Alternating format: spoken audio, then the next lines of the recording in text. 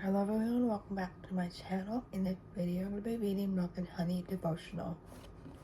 Psalms, a taste of light. Those who look to him are radiant, and their faces shall never be ashamed. Psalm 34:5. As I went on a sunset walk one evening, I gazed at the golden beams and wondered why I was so drawn to the sun.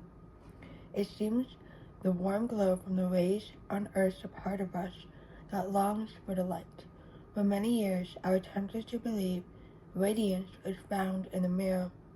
I thought if I could see myself in a way that made me approve of my body, my life would be better, happier, filled with sunshine. But the more I looked to my reflection to draw out the things I wanted most, the further the light was drawn out of me. When something sparkles, your eyes can help but be drawn to it. A better body, a better blank. The options to fill in that blank are endless, but the promises each of them makes are empty. This is the lie at the heart of the serpent's deception all the way back in Eden. You will not surely die, but God knows that when you eat of it, your eyes will be opened, and you will be like God, knowing good and evil. Genesis 3:4-5.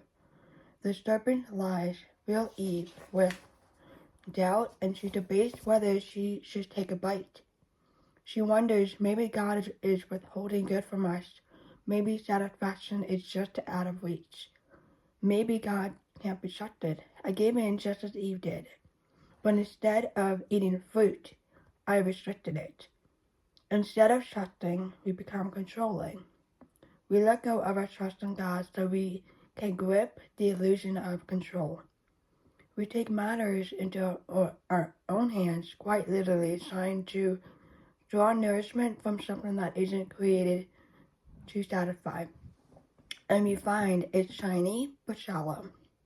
It promises us wealth but makes us poor in what matters. It promises us happiness but robs us of joy. It promises us the world but we lose our souls. How do we break free? We simply step into the light. The light of God's love loosens deception's grip on us. It highlights truth, eliminating every desire that lures us into an empty promise. We don't have to go halfway and turn around because he told us at the trailhead, you won't find what you're looking for here. And yet when we ignore his direction and inevitably get lost, he will never tell us to take a hike. He will always embrace us and never shame us.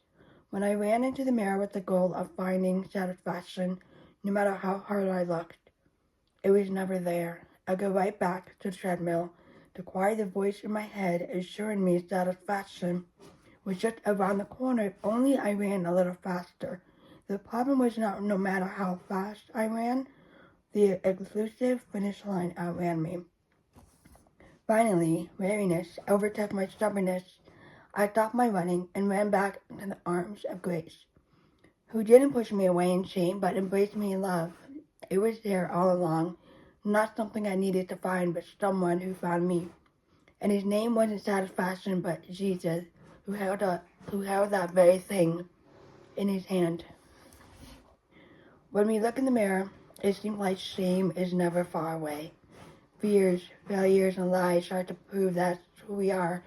But when we look at Jesus, despite our sin, shame is nowhere to be found.